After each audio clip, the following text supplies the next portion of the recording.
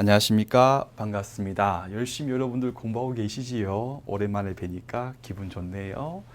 해서 5월 달에 있을 시험 대비를 하기 위한 문제집 풀이 강의 OT 한번 해볼게요, 여러분들.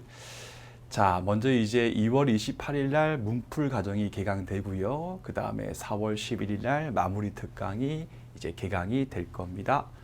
문제풀이 강의는 공노민 연습 책과 여러분들 PDF 파일로 요약 자료가 제공이 될 거예요. 주로 여러분들 수업 시간은 주로 이제 이걸로 강의를 하고 여러분들 복습하실 때 요거는 한번 쭉 읽으시면 돼요. 정독 내용이 제가 이제 같이 정리했기 때문에 한번 읽으시면 눈에 보이실 거거든요. 그래서 이제 문제풀이 할 때 여러분들 목표는 이제 기출 문제하고 출제 예상 지문, 최신 판례 해서 이 두 가지면 충분하죠, 여러분들. 제가 이제 기출 문제만 가지고도 시험 붙을 때 필요한 점수를 받을 수 있는가라고 하는 그런 질문들이 많은데 그럴 수도 있고 아닐 수도 있습니다. 지금 무슨 말인가 하면 그 기출 문제 여러분들 정답만 달달 외우는 방식으로 해서는 안 되고 여러분들 기출 문제를 분석하고 풀면서 이제 그 기출 문제를 소위 뽀갠다 해서 이제 변형될 수 있는 것들도 같이 대비를 하고 비교할 내용도 같이 해보고 또 정리할 것도 같이 정리를 하면서 기출 문제를 뽀개면 충분하고 여러분들 약간의 플러스 알파 해가지고 중요한 이제 최신 판례인데 채판 또 전부 다 공부하면 양이 너무 늘죠, 여러분들. 항상 우리 노무사 시험 같은 경우는 겸손하고 담백하게 양을 줄여서 포기하지 말고 돌리는 게 중요한 겁니다. 해서 여러분들 중요한 채판 같은 경우는 이제 출제 예상 지문이거든요. 제가 이 중요한 최신 판례 같은 경우도 이미 책에 다 OX 지문으로서 구성을 해놨기 때문에 요까지 보시고 이제 시험 직전 갔을 때 한 두세 개 정도 더 추가하시게 되면 아무런 문제가 없으실 겁니다. 하고 여러분들 이제 4월 12일 날 마무리 특강 교재 여러분들 이 파일과 똑같은 거 요거하고 똑같은 걸로 제가 이제 강의를 이제 진행을 할 거거든요. 그래서 마무리 특강 때 목표는 최소한의 시간을 투자해 가지고 어떻게 나와도 쉽게 나오든 어렵게 나오든 65점 정도까지는 무난하게 받을 수 있게끔 제가 정리를 해 드릴 겁니다. 요만큼만 하시고 이제 남아있는 기간 돌리기만 하시면요. 정말 민법은 아무것도 아닙니다. 자, 먼저 여러분들 이제 지금부터 진행한 문풀부터 보도록 할게요. 일정은 이제 개강일은 2월 28일이고요. 업로드는 확인하시고 그래서 종강일이 3월 25일 금요일 날 종강하게 될 거고 여러분들 가급적이면 보강을 하지 않도록 최선을 다해 보겠습니다. 자, 예습부터 여러분들 문제집 풀이 강의니까 문제집을 푸는 것도 물론 좋죠. 근데 저는 여러분들 이번이 아마도 여러분들께서 기본서를 꼭 재책일 필요 없고 여러분들 아무튼 민법 기본서 있지 않습니까? 기본서를 마지막으로 좀 차분하게 정독할 수 있는 마지막 기간입니다. 이제 이 기간 지나면 사실상 조금 보기 힘든 측면이 있어요, 여러분들. 그런데 한 번 더 여러분들 마지막으로 기본서를 정독하고 예습할 때 문제풀이 강의를 듣는 것과 그냥 듣는 것은 엄청난 차이가 생깁니다. 이른바 사고, 생각할 수 있는 사고의 폭은 여러분들 기본서를 정독하면서 넓히는 거거든요. 해서 여러분들 가장 좋은 거는 기본서 밑줄을 한번 읽고 간단하게 문제 한번 읽고 오면 좋은데 혹시 나는 둘 다까지는 이제 다른 과목 때문에 할 시간이 없다 하시는 분들은요. 오히려 2번보다 저는 1번을 더 권해드릴게요. 그래서 1번을 조금 하시고 예습하시고 조금 여유 되시면 한번 문제 오늘 푸는 게 어디까지인지 한번 쑥 넘기시면서 한번 풀어오시면 좋을 것 같습니다. 그리고 여러분들이 이제 수업 시간입니다. 제일 중요한 거지요. 자, 교재 등에 여러분들 제가 이제 막 풀어 드릴 건데 제가 푸는 거 그대로 따라서 푸세요. 토익 시험처럼. 그게 훨씬 더 빠릅니다. 해서 필기 등을 잘 정리를 해 두시고요.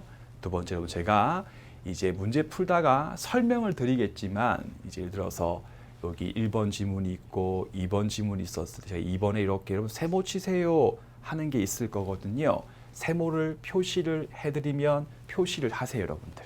왜냐하면 저 세모는 여러분들 아무리 기출 지문이지만 다시 나오기 힘들고 다시 나왔을 때에도 깔끔하게 틀려주는 게 더 좋은 지문들입니다. 많진 않지만. 근데 여러분들 이렇게 세모 표시를 제가 해라고 하는 이유가 뭐냐면 여러분들께서 결국 다시 이제 문풀 강의가 끝나고 문제집을 푸실 때, 해독을 하실 때에 시간이 걸리는 것들이 중요하면서 반드시 알아야 할 내용에서 시간 소비가 되는 게 아니라 이런 것들이거든요. 그러니까 처음부터 그냥 아예 세모 치시고 그냥 버리세요. 버려버리세요. 괜찮습니다. 하고 제가 이제 암기하세요라고 하는 것들은 이제 슬슬슬 지금부터 암기를 하시면 되겠습니다. 복습입니다. 문제집 위주로 여러분들 필기 등을 참조해 가지고 복습을 하시면 되겠고요. 그거 다 끝나면요. 그 자료 있지 않습니까? 파일 출력하셔 가지고요. 진도만큼 읽으시면서 마무리하시면 됩니다. 제가 여러분들 이 문제집에 있는 내용을 가지고 구성한 자료이기 때문에 싱크로율이 여러분들 90% 이상이거든요. 그러니까 같은 걸 한 번 더 본다는 느낌으로 보시면 좋을 것 같아요. 자, 이제 4월달 가서 여러분들 마무리 특강은요. 4월 11일 월요일 날 이제 개강을 하고 여러분들 자, 업로드 일정을 보시면요. 월, 수, 금, 토, 일 지나서 월요일 해서 여러분들 4월 18일 날 이제 종강을 하게 되거든요. 그럼 제가 이렇게 징검다리로서 월, 수, 금, 월로서 이제 기간 구성을 한 이유가 뭐냐? 일단 예습할 때 여러분들 노트 한번 진하게 한 번 더 읽고 들어오시면 됩니다. 자, 이제 중요한 게 수업 듣고 마무리 특강 여러분들 여기 있는 복습이 제일 중요해요. 자, 엄분들 일정이 월, 수, 금, 월 아니겠습니까? 이 일주일의 기간을 총 8일의 기간이죠. 총 8일 여러분들 기간을요. 이제 이때만큼은 이제는 좀 이때 갔을 때는 1차 초집중 기간이기 때문에 민법에 한 8일 정도는 시간 투자를 하셔야 합니다. 그래가 여러분들 총 4세트로 한번 구성해 볼게요. 1세트가 월하, 맞죠? 월하, 월요일 날 수업 듣고 화요일까지. 2세트가 수요일 날 수업 듣고 목요일. 3이 금, 토, 일, 마지막이 월하까지 하시면 돼요, 여러분들. 이렇게 여러분들 4세트로 나눈 다음에 각각 1세트마다 여러분들 어떻게 공부를 하시냐면요. 수업을 열심히 들었겠죠? 그러면 알려준 것만큼 제가 이제 알려드릴 거예요. 오늘 수업 다 들으시는 분들은 공노민 연습책 뭐 8페이지부터 뭐 50페이지까지 보세요. 이렇게 제가 알려드릴 거거든요. 그럼 그만큼만 문제집을 해독하시면 됩니다. 그 다음 여러분들 해독하고 난 다음에 끝내면 안 돼요. 해독할 때 분명히 그 문제집에 여러분들 헷갈리는 내용이 분명히 나올 거거든요. 내가 헷갈리는 내용인데 요약 노트에 혹시 그 내용이 없는 것들도 있을 수 있어요. 그런 것들은 볼펜 가지고요. 노트에 간단하게 가피를 해두세요. 다만 풀다가 막혔는데 이거 김동진이 문풀 강의할 때 세모를 쳐준 부분이었다. 버려라 라고 한 부분 같은 경우는 가피를 하지 마시고 그냥 넘어가시면 됩니다. 이렇게 1세트, 2, 3, 4까지 여러분들 거치고 난 다음부터는요. 이 노트, 요약 노트하고 여러분들 문제집 두 가지만 한 번, 두 번 더 보고 시험장 가시게 되면요. 아무 문제 없이 1차 시험 합격 가능하실 겁니다. 이제 바로 한번 문제집 풀이를 시작해 보도록 할게요. 자, 교재 2페이지 가시고 1번 문제부터 보시면 되겠습니다. 간수법부터 나오게 되겠죠. 페이지 확인하시고 같이 보시면 됩니다. 자, 먼저 간수법이다. 다음 설명 중 옳지 않은 것은 무엇입니까? 라고 했을 때 1번 질문입니다. 먼저 간수법상 미분리 가실이 나왔을 경우니까 첫 번째 여러분들 기읍번입니다. 원칙적으로 미분리 가실, 분리가 되지 않았던 사과 열매의 경우는요. 원칙적으로 독립된 물건이 될 수가 없습니다. 독립 물건이 아닙니다. 다만 니은번입니다. 예외적으로 우리가 민총기본서에서 권리의 객체 부분을 배울 때 미분리 가실의 경우도 명인 방법을 갖췄을 경우에는 그때는 독립한 별개의 물건이 될 수 있다고 배웠고 여러분들 여기 있는 명인 방법이 바로 간습법에 의한 공시 방법이죠. 간습법상의 공시 방법에 해당한다까지 기본서 내용을 떠올려 주시면 되는 겁니다. 그러므로 1번 지문이죠. 간습법상 미분리 가실의 경우에 명인 방법의 형식으로 공시 방법이 인정되기 때문에 1번 지문은 옳은 지문 처리를 하시면 되겠습니다. 두 번째 여러분들 2번 지문은 다들 아시는 겁니다. 공동 손조와 성과 본을 같이 하는 후손인 경우 1번 여성 또 2번 중요한 거 성립이 되면 종중혼의 지위를 가진다. 2번 지문 또 옳은 지문 처리하신 다음에 남성 여성 부분은 아무도 틀리지 않아요 여러분들. 근데 조심할 게 성년자의 경우만 가능하지요. 따라서 성년자가 아니라 if 만약에 미성년자 혹은 나이 연령 불문이라고 하면 틀린 지문 처리를 하시면 되겠습니다. 그러므로 2번 지문 같은 경우도 문제없이 옳은 지문 처리하시면 되겠죠. 3번 지문 가시겠습니다. 간습법의 요건에 대해서 지금 묻고 있는 문제지요. 요건 한번 떠올려 보세요. 기읍번, 니은번, 디귿번 해가지고요. 간행이라고 하는 것이 존재하고 법적 확신이 인정되며 전체 법질서에 부합할 것, 위반되지 않았을 것. 그러므로 3번 지문 간습법의 효력이 인정되기 위해서는 한번 끊으시고 헌법 등의 전체 법질서에 부합해야 된다. 따라서 3번 지문 옳은 지문 처리를 하신 다음에 만약에 if 전체 법질서에 부합하지 않는 경우라면 간습법의 효력이 인정될 수가 없겠고요. 어떤 판례가 있었냐? 남성에 한하여 종중혼의 지위를 인정하는 종래 간습법은 더 이상 효력이 인정될 수가 없기 때문에 여성인 경우도 요건만 구비하면 종중혼이 될 수 있다까지 정리를 하시면 되겠습니다. 그러므로 3번 지문도 옳은 지문 되겠네요. 이 4번 지문은 이제 답이 손들고 있죠, 여러분들. 민법 제1조 민사에 관하여 법률이 없었을 때에는 조리가 아니고 간습법에 의하고 맞죠? 간습법이 없었을 경우에는 간습법이 아니고 조리에 의하는 것이기 때문에 순서가 법률 1, 간습법 2, 조리가 3번, 그리고 3번 조리의 경우도 우리 판례 같은 경우는 법원성을 인정하고 있다까지 떠올려 주시면 되겠습니다. 따라서 4번 지문의 경우는 순서가 여러분 안 맞기 때문에 틀린 지문이고 정답은 4번, 옳지 않은 거 4번이다 라고 하시면 되겠죠. 그 다음에 5번 지문입니다. 간습법에 꺽쇠치고 지금 5번 지문에서 묻고 있는 내용은 간습법에 대해서 묻고 있는 것이지 사실인 간습에 대해서 묻고 있는 것이 아니니까 두 개를 일단 먼저 구분을 하시고요. 간습법의 경우는요. 간행이 존재하고 그 다음에 법적 확신까지 필요하기 때문에 5번 지문 옳은 지문. 그런데 비교할 게 사실인 간습은요. 아직까지 법적 확신까지는 얻지 못한 것을 의미하지요. 그런데 5번 지문의 경우는 간습법에 대해서 묻고 있기 때문에 확신까지 필요하므로 5번 지문 옳은 지문 처리하시면 되겠습니다. 그 다음에 우리 교재 3페이지 가시고 또 2번 문제 풀어보겠습니다. 민법상 법원 1조에 관한 거다. 옳지 않은 것은 무엇입니까? 3페이지에 있고요.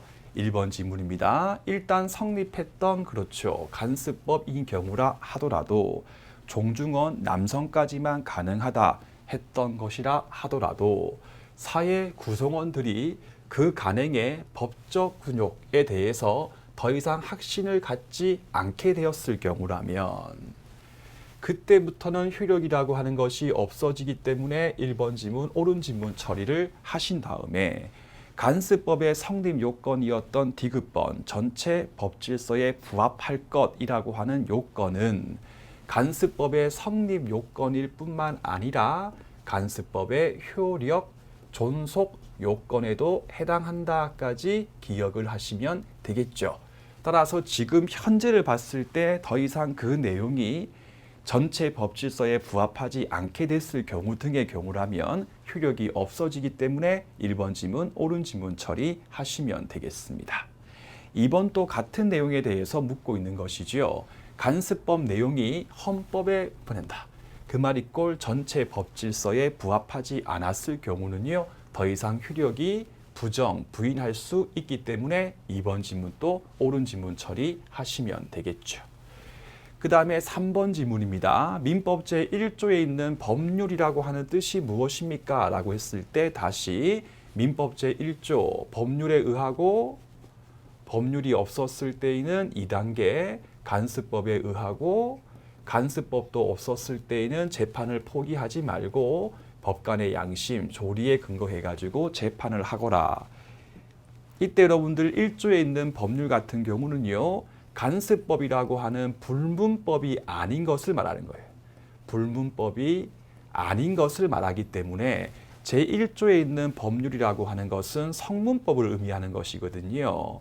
따라서 꼭 국회가 만들었던 법률뿐만 아니라 그 하위에 있는 명령, 규칙, 조약 등도 전부 다 포함이 된다고 보는 것이 통설의 입장인 것이다.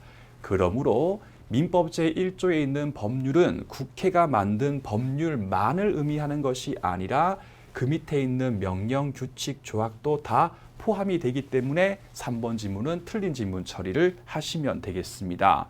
여기서 조금은 이제 우리 시험 범위 초과하는 부분이긴 한데 비교할 내용이 민법 제185조를 보시면 간단하게 물권 법정주의라고 하는 규정이 있습니다.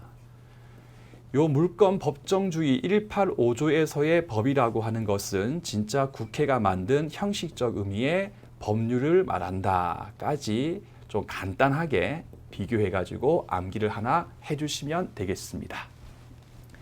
그럼 다시 민법 제1조에 있는 법률 같은 경우는 국회 제정 법률로서 한정되는 것이 아니기 때문에 3번 지문도 틀린 지문 처리하시면 됩니다. 그 다음에 4번 보세요. 여러분들 꺽쇠 사실인 간습에 대해서 묻고 있죠. 여러분들 사실에 불과한 것이지요. 따라서 원칙적으로 원피고가 주장 입증을 해야 한다. 옳은 것이고 이거와 비교할 게 간습법. 간습법의 존재 등은 법이죠. 법. 따라서 원칙적으로 법원이 직권에 근거해가지고 조사할 수 있는 것이기 때문에 직권이다까지 구분하신 다음에 사실인 간습은 사실에 불과하기 때문에 주장 입증이 필요한 게 원칙, 간습법은 직권 가능한 게 원칙까지 또 구분해가지고 정리를 하시면 되겠습니다. 그 다음에 5번 지문입니다. 임의 규정과 다른 간습이 있다. 여기 있는 간습은 사실인 간습을 의미하는 거죠. 사실인 간습이 있었을 경우에. 그리고 갑과 을의 의사가 명확하지 않았을 때는 간습에 의해서 해석한다. 옳은 지문 처리하신 다음에 민법 제106조 이하에 대해서 묻고 있는 거죠. 여러분들 정리해보면 제일 1번, 제일 먼저 할 거는 의사. 그 다음이 사실인 간습. 또 없었을 때 비로소 임의 규정에 의해서 보충이 이루어지게 되는 것이지요. 해서 여러분들 시험 문제에서 출제할 때 요 2번과 3번 순서 가지고 장난을 잘 칩니다. 순서 해서 다시 규정과 다른 간습이 있는데 의사가 명백하지 않았을 때에는 간습에 의한다 라고 했으니까 5번 지문은 옳은 지문이거든요. 근데 다음번 시험 문제에서 요 간습을 바꿉니다. 임의 규정에 의한다 라고 했을 때에는 순서가 잘못되었기 때문에 틀린 지문 처리를 꼭 해주시면 되겠습니다. 다음 여러분들 3페이지 제일 끝에 보시면 이제 출제 예상 지문 있지 않습니까? 간습법하고 성문법하고 간습법 사이에서 충돌이 생겼을 때 어떻게 처리할 것인가 라고 했을 때 우리 판례 같은 경우는 민법 제1조 조문에 충실하게 법률이 없었을 때 간습법 아니냐. 그러므로 학설 이름 보충적 효력설이었다. 보충적 효력설. 따라서 간습법이라고 하는 것은요, 존재하고 있는 성문법에 배치되지 않는 범위 내에서 보충적으로만 적용되기 때문에 옳은 지문 처리를 하시면 되겠고요. 시험 문제에서 간습법과 성문법 대등적 효력을 가진다라고 하면 틀린 지문 처리하시면 됩니다. 1대1 대등 관계에 있는 것이 아니고요. 보충적 관계에 불과하다까지 확인하시면 되겠죠. 다음 교재 여러분들, 우리 교재 4페이지 가신 다음에 법률 관계하고 신의칙에 관한 문제를 보도록 하겠습니다. 1번 같은 여러분들 문제가 나왔을 때 이제 머리를 헥헥 돌리시면 됩니다. 하나씩 해볼게요. 사건이다. 옳은 것은 무엇입니까? 채권자 대위권의 경우가 일시적 권리인가 아닌가에 대해서 지금 묻고 있지 않습니까? 자, 물어보면 생각부터 천천히 하시면 됩니다. 자, 우리 채권자 대위권 가보자.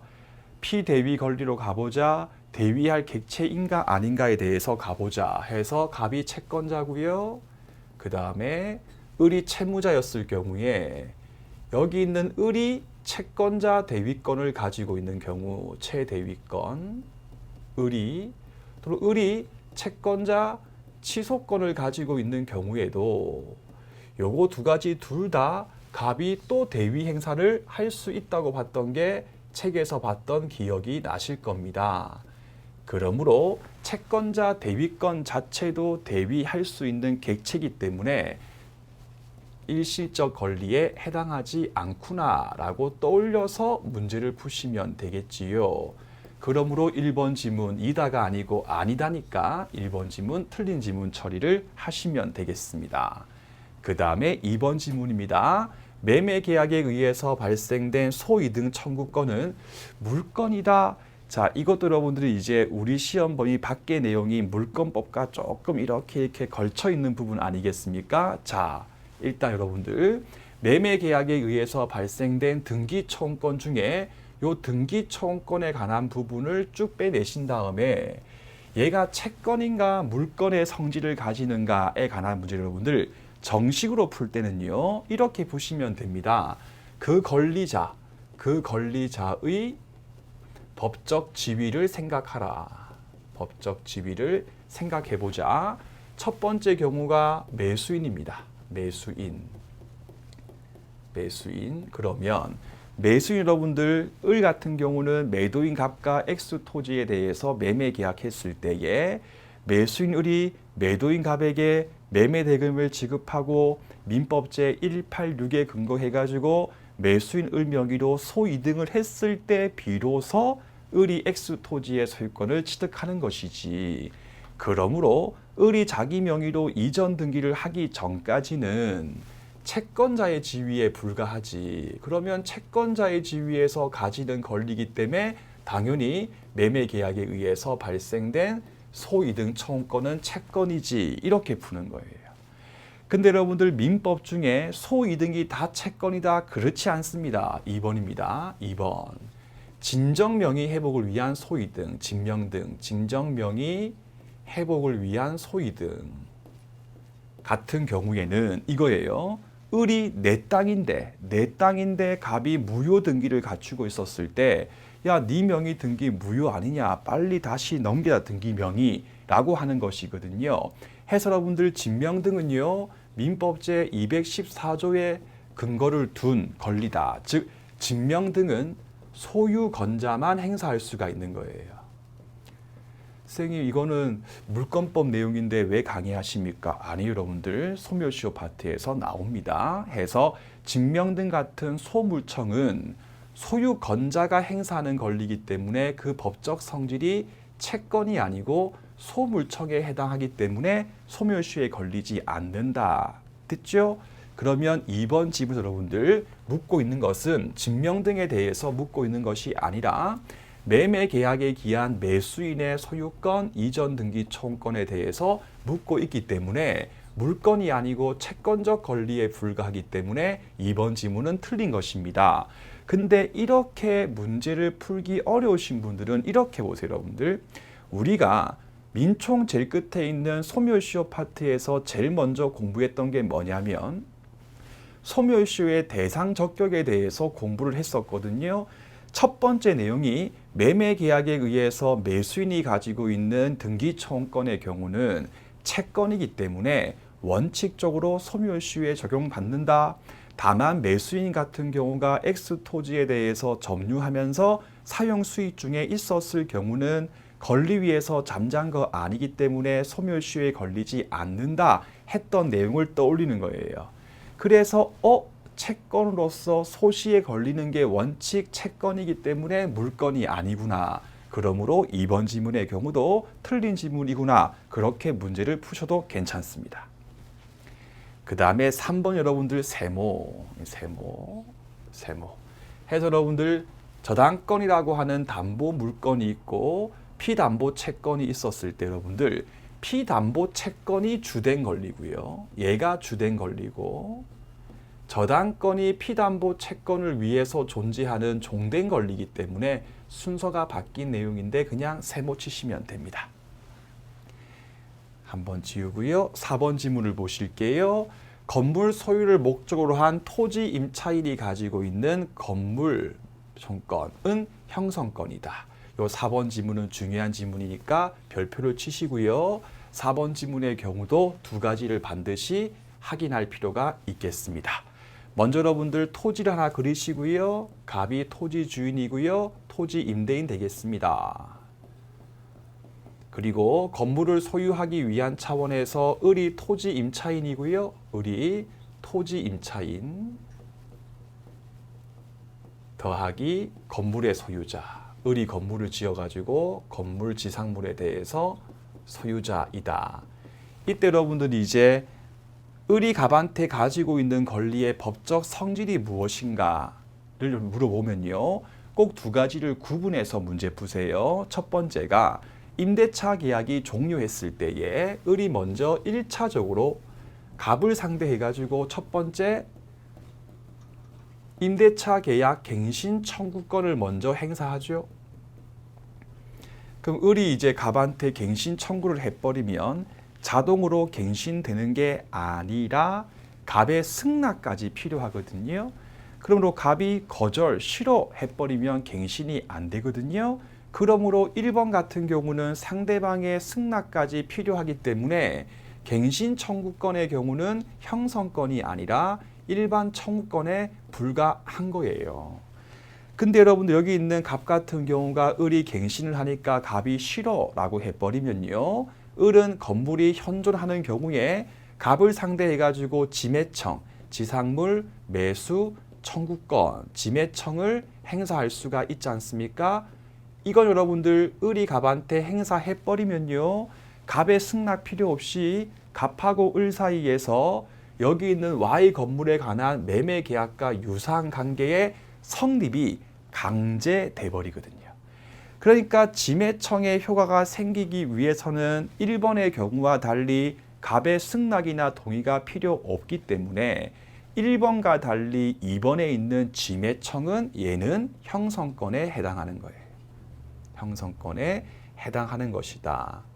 그러므로 똑같은 상황에서 여러분들 1번을 물었을 때하고 2번하고 헥헥 달라질 수가 있거든요. 다시 여러분들 문제에 보시면 갱신청구권에 대해서 묻고 있는 것이 아니라 지매청에 대해서 묻고 있기 때문에 형성권이 맞으니까 옳은 지문은 4번 지문으로서 답을 하시면 되겠습니다. 그 다음에 5번 지문입니다. 보증인이 가지고 있는 최고 검색의 항변권입니다. 다시 갑이 채권자, 그 다음에 을 같은 경우가 채무자, 그 다음에 병이 보증인입니다. 보증인이다 까지 먼저 해놓고 여러분들 여기 있는 병은 연대 보증인은 아닐 겁니다. 일단 두시고요. 이때 갑이 을한테 안 가고 바로 병한테 온 거예요. 바로 병한테 야 보증 채무금에 대해서 돈 갚아줘 라고 청구를 했을 경우에 병 같은 경우는 너 영원히 나한테 오지 마 라고 하는 게 아니고 야 왜 너 나한테 먼저 왔니? 저기 있는 채무자 을에게 먼저 한번 채고하고 집행 등을 해보고 안 되면 오리라 라고 항변권 행사할 수가 있거든요. 해서 원칙적으로 보증인 병은 바로 자기한테 들어오는 경우에는 최고 검색의 항변권을 행사할 수가 있는 거예요.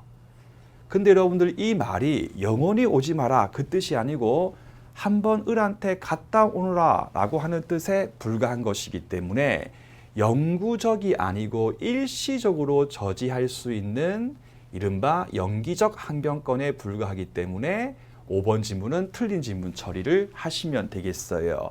그런데 더 중요한 게 저기 있는 병 같은 경우가 보충성을 포기한 예외적으로 시험 문제에서 여기 이 병이 일반 보증인이 아니라 연대 보증인이다 라고 나오게 되면 연대 보증인은 보충성을 스스로 포기한 사람이기 때문에 여기 있었던 최고 검색의 항변권 자체를 아예 행사할 수가 없는 거구나. 그러므로 시험 문제를 풀 때 보증인이 최고 검색의 항변권을 행사할 수 있는가 없는가에 대해서 문제에서 물어보면 천천히 일반 보증인에 불과한 경우하고 말고 연대 보증인인 경우를 구분해서 문제를 풀자까지 지금 한 방에 정리를 하시면 되겠습니다. 그 다음에 5페이지 가시면요. 사건, 성격, 올바르지 아니한 것을 한 것은 뭐냐? 1번 지문 여러분들 물건의 경우는요. 물건에 대해서 직접적으로 지배할 수 있죠. 그래서 지배권이다. 근데 여러분들 지배라고 하는 것은요. 쉽게 사람이 물건에 대해서 지배하는 것이지 사람이 사람을 지배할 수는 없습니다. 그러므로 사람이 인이 특정인 사람한테 가지고 있는 권리는 채권이고요.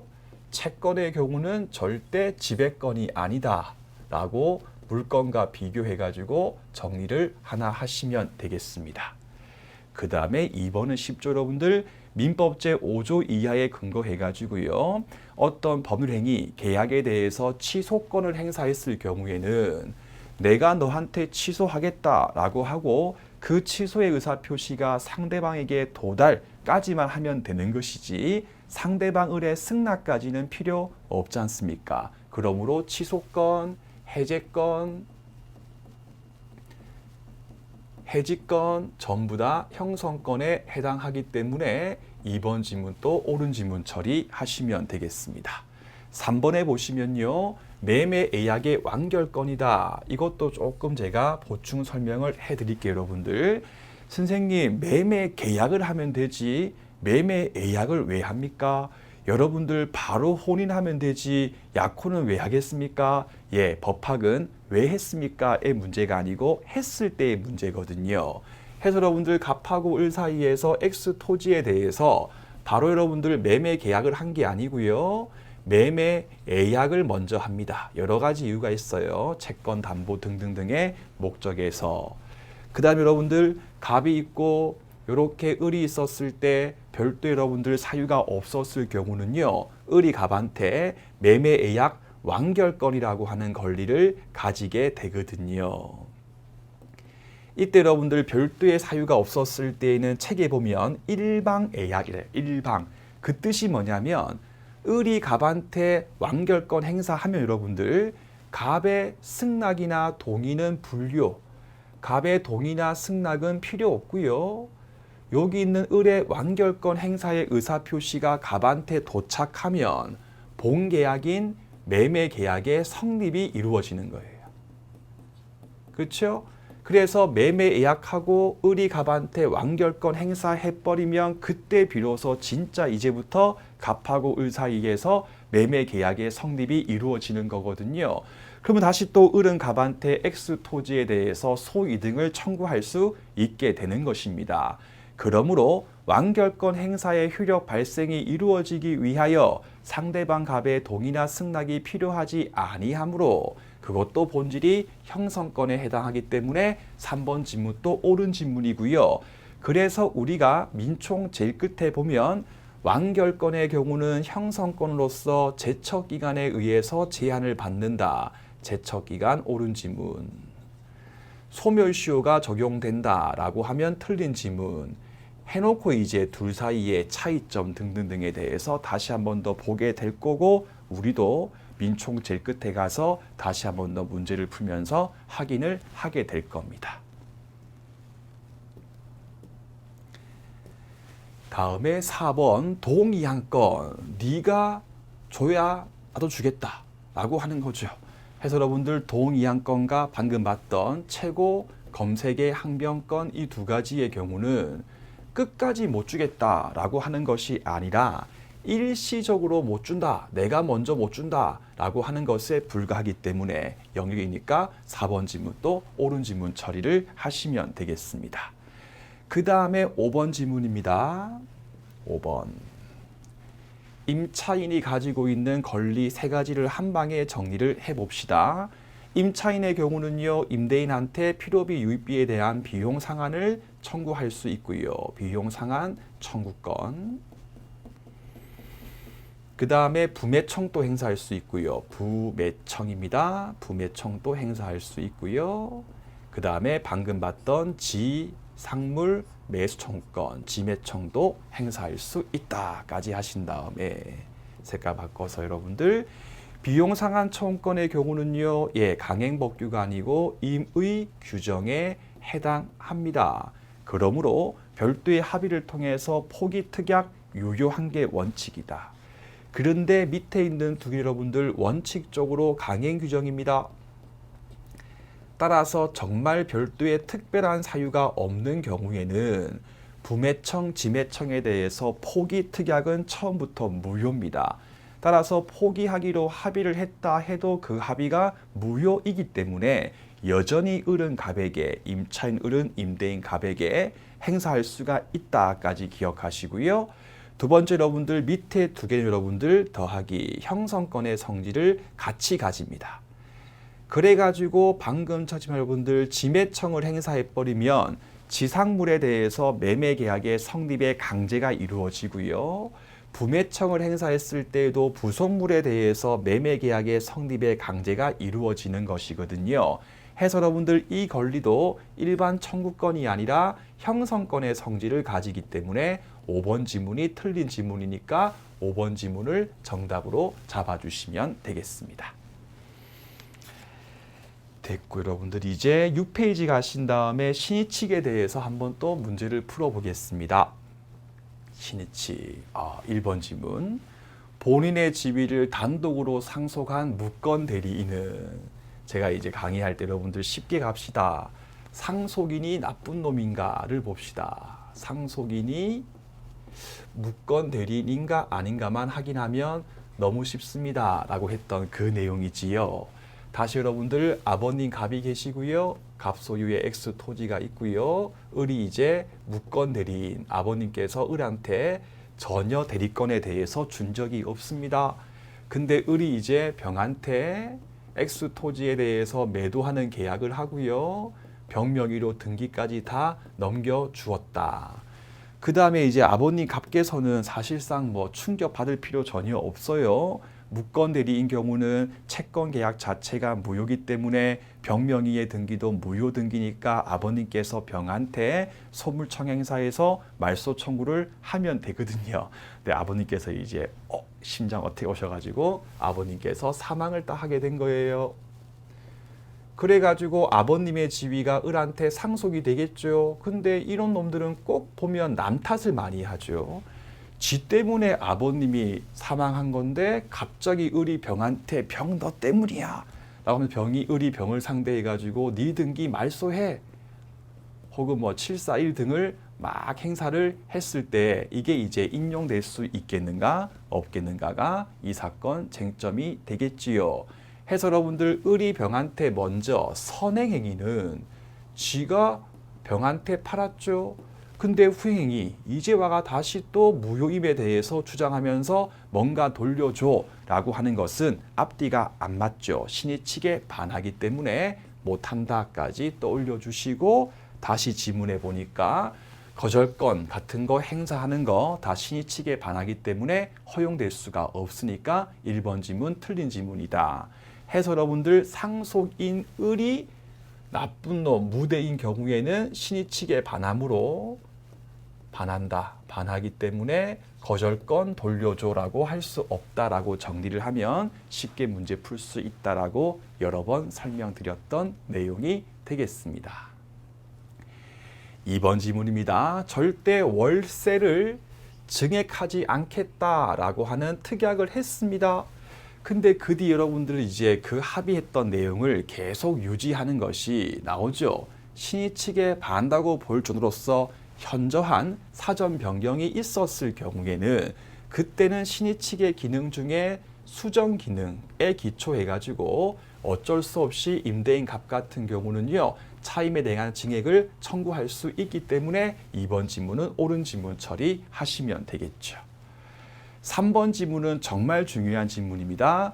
법령의 강행법규겠죠. 강행법규에 위반되어서 무효임을 알면서 계약했던 갑이 또 다시 와가지고 강행법규 위반에 근거해가지고 무효임에 대해서 주장을 하는 것을 신의 측에 근거해가지고 막아버리면 강행법규의 입법 취지를 몰각시킬 우려가 있기 때문에 무효를 주장해도 신의 측 위반이 아니기 때문에 주장할 수 있다기 때문에 3번 지문 틀린 지문 처리를 하시면 되겠고, 여러분들 우리 교재 어디 보시냐면 10페이지를 가보시면요, 거기는 6번 지문 있죠. 그게 관련 지문이거든요. 해서 교재 10페이지에 6번 지문이라고 쓰시고 제가 이때 가서 이제 사례로 한 번 더 설명을 드리겠습니다.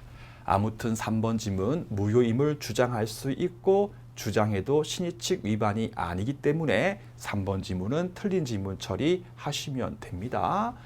그리고 4번은 쉽죠. 여러분들, 신의 측의 경우는요, 매우 강한 공익적 규정에 해당하죠.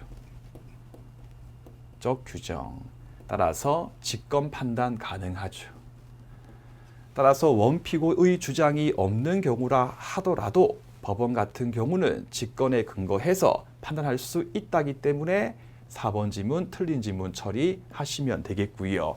그러므로 원고갑의 소물청이 권리 남용에 해당하는 경우 피고을이 남용입니다 라고 말하지 않아도 법원이 알아서 기각 판결 선고할 수 있다까지 정리를 하시면 되겠습니다.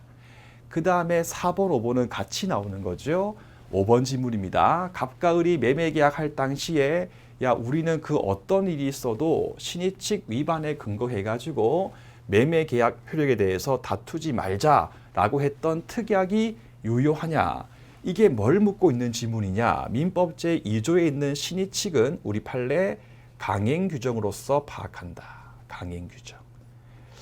따라서 적용 배제 합의 특약은 처음부터 강행법규 위반에 의해서 무효이기 때문에 비록 이렇게 합의를 했다 하더라도 신의 측 주장을 할 수 있기 때문에 5번 지문도 틀린 지문 처리하시면 되겠습니다. 그럼 다음 설명 중 옳은 것에 대해서 묻고 있기 때문에 2번 지문이 옳은 지문이구나, 이렇게 문제를 풀어주시면 되겠습니다. 다음 여러분들 7페이지 가신 다음에 또 4번 문제 보실게요. 4번에 1번 또 중요한 겁니다. 인지 청구권. 청구권. 예, 아들이나 딸이 아버지한테 아버지요라고 부르는 천륜. 하늘이 준 권리죠. 천륜에 해당하는 권리이기 때문에 돈 받고 더 이상 아빠라고 안 부를게요 라고 포기하는 합의를 해봐야 효력이 없다. 즉 포기하는 것이 허용되지 않는다까지는 문제가 없습니다. 그 다음 보시니까 인지청구권의 경우도 실효의 법리가 적용될 수 있는가 없는가에 대해서 묻고 있죠, 여러분들. 자, 실효의 법리는 여러분들 요건을 떠올려 보시면 장기간 동안 권리 행사 안 했다로 될 문제가 아니고 상대방 입장에서 더 이상 갑이 나한테 그 권리를 행사하지 않겠구나 라고 믿었고 그 믿음에 정당한 사유까지 필요하죠. 근데 여러분들 이 권리는요, 처음부터 포기할 수 없는 권리이기 때문에 언젠가는 행사할 권리거든요. 그러므로 더 이상 행사하지 않겠지라고 믿었다 하더라도 지 혼자 믿은 것에 불과하지 그 믿음의 정당한 사유까지는 인정될 수가 없는 것입니다. 그러므로 적용될 수가 없다기 때문에 1번 지문 틀린 지문 처리하시면 되겠죠. 그 다음에 2번 또 했죠. 절대 차임을 올리지 않을게 라고 했다 하더라도 사전 변경 원칙에 근거해 가지고 특별한 사유가 인정됐을 때는 증액을 할 수 있다기 때문에 2번 지문 또 틀렸고요. 방금 봤던 3번 문제에서의 2번 지문과 똑같은 내용이 되겠습니다. 3번도 똑같죠. 여러분들 신의칙 직권 판단 가능하지요. 그러므로 원피고가 말하지 않았다 하더라도 법원이 직권에 근거해 가지고 판단할 수 있기 때문에 이번에는 옳은 지문이고 방금 봤던 3번 문제에서의 4번 지문과 똑같은 지문입니다. 그 다음에 4번 지문입니다. 취득시효 완성시키는데 그 사실을 모르고 그 어떤 권리도 행사하지 않겠다라고 했다가까지 하신 다음에 4번입니다. 땅이 이렇게 있어요. 갑이 땅 주인입니다. 을 같은 경우가 요건을 구비해가지고 20년 동안 점유 등을 다 해가지고요. 점유 취득시효를 완성시켰습니다. 245조였죠. 취득시효를 완성을 시켰을 때 그 이후에 을이 갑한테 이렇게 이야기했어요. 저 당신께 그 어떠한 권리도 주장하지 않을게요. 주장하지 않을게요. 라고 했을 경우에 크게 두 가지의 경우로 나누어집니다. 첫 번째 경우는요. 을이 지 스스로 취득시효 완성 사실을 알면서 을이 알면서 저 그 어떠한 권리도 갑 당신께 주장하지 않을게요. 라고 했을 경우에는 그때는 신의칙의 문제가 아니고 여러분들 시효이익 포기의 문제입니다. 시효이익을 포기한 것이기 때문에 더 이상 이전 등기를 청구 못합니다. 그런데 모르면서 몰라가지고 몰랐던 상태에서 더 이상 그 어떠한 권리도 말하지 않겠습니다. 라고 했을 때 여러분들 위에 있는 시효이익 포기로 볼 수가 없습니다. 그럼 제가 이걸 왜 강의를 하느냐? 우리 시험 범위와 같아요, 여러분들. 민법 총칙 소멸시효 제일 끝에 보시면 소멸시효 완성의 이익의 포기가 있죠, 여러분들.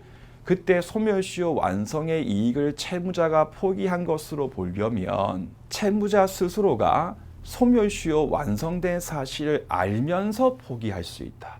그러므로 몰랐을 경우는 포기 못한다. 똑같은 법리가 적용되는 겁니다. 그러므로 을 같은 경우가 취득시효 완성 사실을 모르고 이렇게 얘기했을 때에는 포기의 문제가 아니고 신의칙에 관한 문제, 신의칙. 그래가지고요, 더 이상 권리 행사하지 않을게 라고 했다가 나중에 시효 완성을 주장하는 것은 모순이죠. 안 할게 했다가 나중에 후행이 했기 때문에 앞뒤가 모순이기 때문에 특별한 사유가 없는 이상 신의칙에 위반되기 때문에 허용되지 않는다기 때문에 4번 지문 또 틀린 지문 처리하시면 되겠죠. 5번 또 똑같죠, 여러분들. 강행법규에 위반된 계약한 사람 스스로가 그 약정이 강행법규 위반에 근거한 무효임을 주장하는 것을 시의칙에 근거해가지고 막아버린다면 강행법규의 입법 취지를 몰각시킬 수가 있기 때문에 무효임을 주장할 수 있고 주장해도 신의칙 위반이 아니었다. 그러므로 무효임에 대해서 주장해도 신의칙에 근거해가지고 허용되지 않는다가 아니고 무효 주장을 할 수 있다기 때문에 5번 지문 또 틀린 지문 처리를 하시면 되겠습니다. 해서 여러분들 4번 문제의 경우는요. 방금 봤던 여러분들 3번 문제와 비교했을 때에 지문 2개 빼고는 다 겹치는 것들이죠.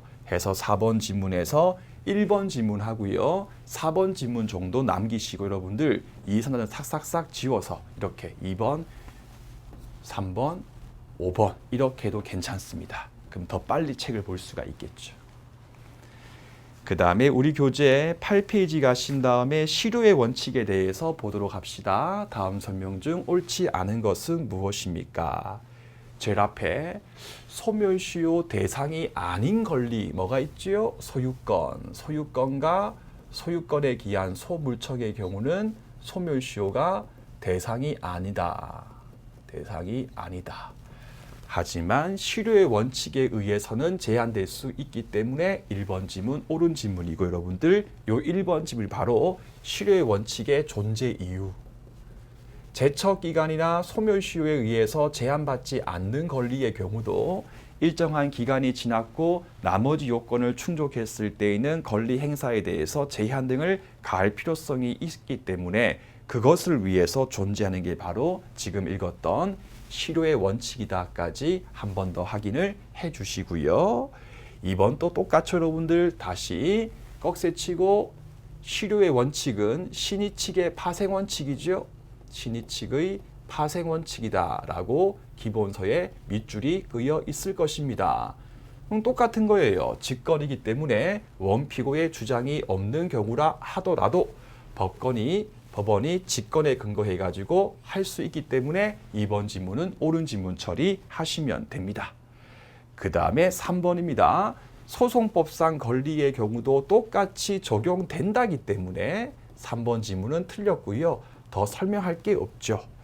그 다음에 4번 지문 제가 책에 만자에 이렇게 체크했을 거예요. 권리자 갑이 장기간 동안 권리 행사했다는 사실만 가지고 실효되는 것은 아니다. 맞죠? 더 나아가 상대방 같은 경우가 더 이상 제가 나한테 권리 행사하지 않겠네라고 믿었고 믿음의 정당한 사유가 인정되는데 새삼 행사했을 때 될 수가 있는 거죠.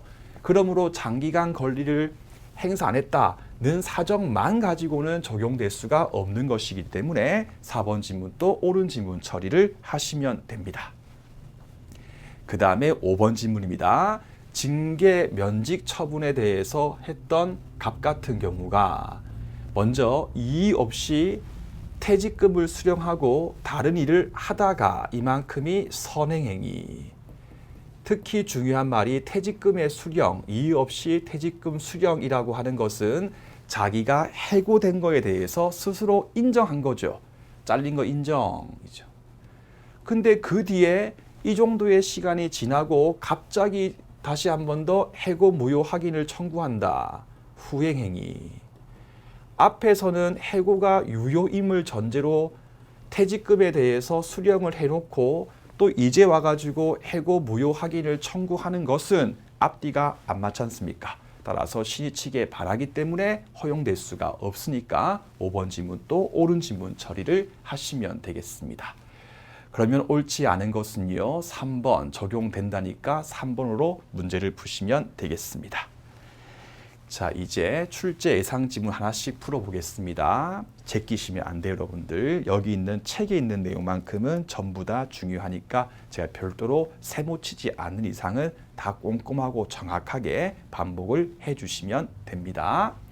자, 먼저 1번 지문입니다. 아파트 분양회사 갑 같은 경우는 아파트 단지 인근에 쓰레기 매립장 또는 대규모의 공동묘지, 책에 같이 있죠. 대규모의 공동묘지 사건의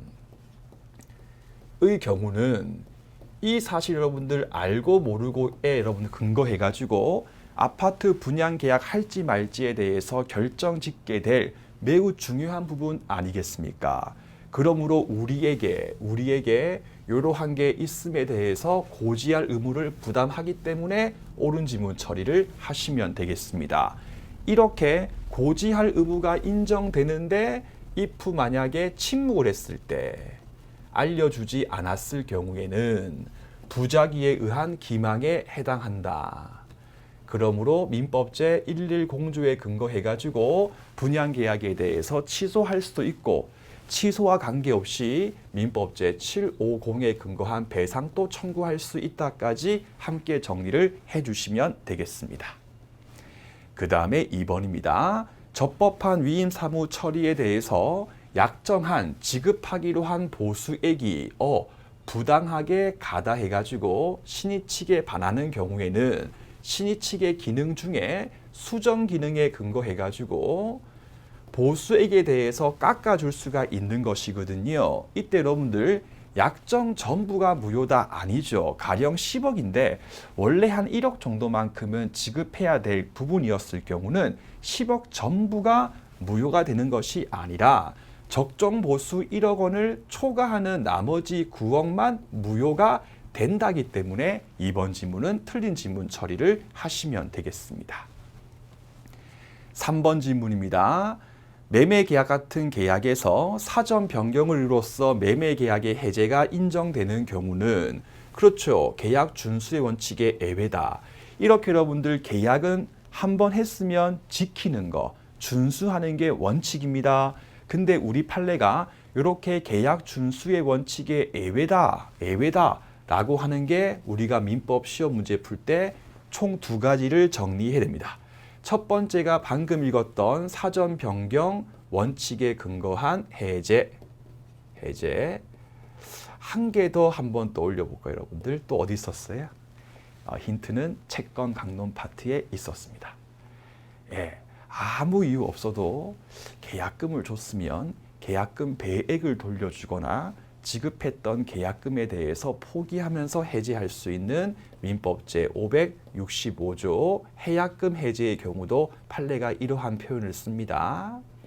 그래서 이 두 가지의 경우는 계약 준수의 원칙의 중대한 예외다까지 기억하시고, 따라서 여기 있는 사정이라고 하는 말 자체는요, 계약 성립의 기초가 되었던 것을 의미하는 객관적 사유를 의미하는 것이기 때문에 그 매수인 을이 더 이상 그 X 토지 위에 뭔가 건물을 지어가지고 영업을 할 수 없다라고 하는 개인적 사정을 한 것은 아니기 때문에 옳은 지문 처리하시면 여러분들 혹시 다음번 시험 문제에서 주관적 개인적 사정을 의미하는 거다 혹은 요 두 가지가 사전 변경 원칙의 사정에 포함된다 이렇게 나오게 되면 틀린 지문 처리를 꼭 하시면 되겠습니다. 요까지는 법에 의해서 보호할 수가 없기 때문에 사전 변경 사유에 포함될 수가 없으니까 의미하는 게 아니다가 옳은 지문이고요. 의미한다 혹은 포함된다 라고 하면 틀린 지문 처리하시면 됩니다. 그 다음에 4번 문제는 최신 판례인데 읽으면 됩니다. 돈을 빌려주고 빌려 쓰는 계약, 갑이 돈을 빌려주는 대주, 을이 돈을 빌려 쓰는 차주, 최신 판례이긴 한데 종래 판례와 큰 차이가 없기 때문에 문구까지만 잘 확인해 두시면 문제 풀 때 아무런 지장이 없으실 겁니다. 자, 갑하고 을 사이에서 돈을 빌려주고 빌려 쓰는 계약이 성립한 이후에 차주 을의 신용불량 또는 현저한 변경, 부도 등이 생겨서 내가 지금 을한테 돈을 빌려줘도 나중에 변지기에 관한 돈을 받을 수가 있을까라고 하는 이른바 대주갑의 대여금 반환 청구권 행사를 할 수 있는 사전 변경이 생기게 되고 그것 때문에 갑이 원래대로 1억을 을한테 지급하라라고 하는 것이 신이 측에 바라게 되는 경우에는 알겠죠. 이런 경우까지 갑한테 법이 그래도 너가 을한테 한 달 전에 임마 1억 주기로 했으면 줘야지 라고 할 수는 없지 않습니까? 그러므로 갑 같은 경우는요. 현금 대여 의무의 이행을 거부할 수 있기 때문에 4번 지문, 옳은 지문 처리하시고요. 나름 중요한 최신 판례니까 꼭 같이 챙겨두시면 되겠습니다. 5번 지문을 가시겠습니다. 동생 소유 아파트에 있었던 채무자 갑이 아파트 담보로 을로부터 돈을 빌리면서 은행한테 뭐라고 했냐면 저는 임차인이 아니고요. 그냥 뭐 있어요 라고 했다.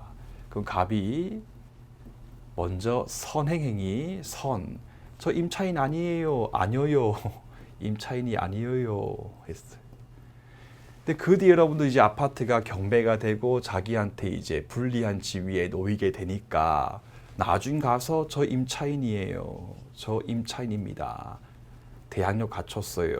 라고 주장을 하는 경우는 앞뒤가 안 맞죠? 모순행위에 해당하죠.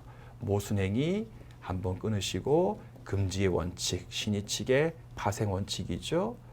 따라서 신의 측에 위반되기 때문에 허용될 수가 없으니까 5번 지문 또 옳은 지문 처리하시고요. 사법시험 등에서 잘 나오는 지문 꼭 기억을 하시면 됩니다. 6번 지문 보실게요. 갑이 X 토지의 매도인, 을 같은 경우가 매수인, X 토지가 일반 토지가 아니고 국토이용관리법상 토지거래 허가 대상이었습니다. 허가 대상. 우리 시험 또 빈출되고 있는 내용이죠. 토지 거래 허가 대상인 X 토지에 대해서 갑과 을이 매매 계약했는데 만약에 허가를 받지 않았을 때에는 원칙적으로 유동적 무효이나 한번 끊고 처음부터 허가 배제 잠탈의 목적으로서 계약을 했을 때는 처음부터 확정적 무효가 돼버린다. 그래가지고 갑과 을이 실제로는 매매 계약인데 허가 받는 것을 피하기 위한 차원에서 증여계약서를 꾸며가지고 증여계약서에 근거해가지고 등기를 신청해서 을 명의로 등기를 해준 거예요. 해놓고 다시 또 갑이 을을 상대해가지고 네 명의 등기 무효야 말소해줘 라고 214조에 근거해가지고 소송을 제기하니까 을이 했던 말이 판사님, 갑이 저한테 먼저 해주고 또 무효임에 대해서 주장하는 것은 앞뒤가 안 맞기 때문에 신의 측에 반합니다 라고 하니까 판례가 말씀하시기를 피고 을 네 말대로 갑의 강행법규 위반에 의한 무효 주장을 신의 측에 근거해가지고 제한을 가해버리면 강행법규의 입법 취지를 몰각시킬 우려가 있는 것이다. 그러므로 갑의 이러한 청구는 반하지 않기 때문에 무효임을 주장하면서 말소를 구할 수 있다까지 기억하시고 다시 읽어봅시다. 국토이용관리법상 허가를 받지 않고 토지 매매 계약했던 자 스스로가 강행법규 위반에 근거해가지고 무효임을 주장하는 것은 맞죠? 특별한 사유가 없었을 경우에는 맞죠? 신의 측에 위반된다 하면 틀린 지문입니다. 되지 않기 때문에 6번 지문은 옳은 지문 처리를 하시면 되겠습니다. 7번 보시겠습니다. 매도인 갑이 있고요. 그 다음에 매수인 을이 있었어요. 이때 을이 불을 해가지고 갑이 일단 이미 유효하게 해제권을 행사한 게 아니라 취득하고 있는 상태에서 출발되는 거예요. 근데 갑 같은 경우가 장기간 동안 권리를 행사하지 않았어요. 행사하지 않았고 더 이상 행사하지 않겠네라고 상대방 을 같은 경우도 신뢰했고 신뢰에 정당한 사유까지 인정이 되는 거예요. 근데 갑자기 매도인 갑 같은 경우가 새삼스럽게 급작스럽게 해제권을 행사하는 것은 신의 측에 반하기 때문에 허용될 수가 없는 것이다 해서 실효의 원칙에 근거해가지고 요건을 다 구비했기 때문에 매도인 갑의 해제권 행사가 제한된다까지 기억하시면 되겠습니다. 8번, 9번은 같은 거 묻고 있는 지문. 권리 남용 금지의 원칙 중에서 여러분들 가의 의사, 주관적 요건 한번 떠올려 보세요. 원칙적으로 주관적 요건이 요구되는 게 원칙이다. 다만 이 부분은 여러분들 대놓고 증명하기 되게 어려운 측면이 있기 때문에 객관적 사정이 인정되면 추인, 즉 추정하여 인정할 수 있다까지 기억하시고 다만 예외적으로 우리 판례 같은 경우가 상계권 남용 사건의 경우에는 상계권 남용인가 아닌가 문제가 된 사건의 경우에는 이제 그 여러분들 전 단계에서 이게 어음을 이제 취득할 때부터 이미 나쁘게 보증금 반환 채권과 뭐 퉁칠 그런 게 있었어요. 알 필요 없고 상계권 남용 사건의 경우는 주관적 요건이 요구되지 않는다고 본 바 있다까지 상계권 남용 사건의 경우에 예외가 있다라고 짧게 정리를 해놓고 문제 푸시면 충분합니다. 해서 8번 보시면요. 권리 행사가 주관적으로 상대방 을에게 고통을 주고 손해 주겠다에 있을 뿐 지한테 아무런 이익이 없고 객관적으로 사회질서에 위반된다고 볼 수 있으면 요건 다 충족했기 때문에 권리를 남용한 것이니까 허용되지 아니하며 이때 주관적 요건이라고 하는 것은 객관적 사정이 인정되면 추인할 수 있다. 추측하여 인정할 수 있기 때문에 8번 지문은 옳은 지문이구나. 그런데 예외적으로 제일 앞에 상계권 행사가 남용인가 아닌가가 문제가 된 사건의 경우는 주관적 요건 필요 없다고 봤기 때문에 9번 지문은 틀린 지문이다. 그렇게 정리를 해주시면 되겠습니다. 10분만 쉬었다가 권리의 주체 보도록 하겠습니다.